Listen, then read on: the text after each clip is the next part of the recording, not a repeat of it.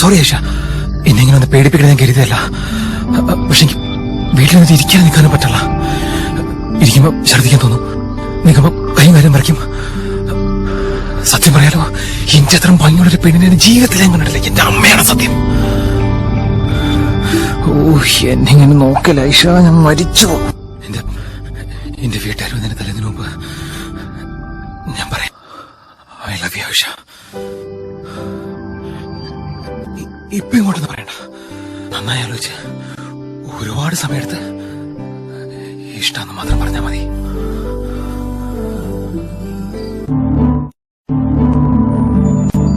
മനസ്സിൽ ആഗ്രഹിച്ചത് മുഴുവൻ മൂടിക്കെട്ടി ജീവിക്കുന്ന സ്ത്രീകളെ അടുത്തെറിഞ്ഞിട്ടുണ്ട് ഞാൻ.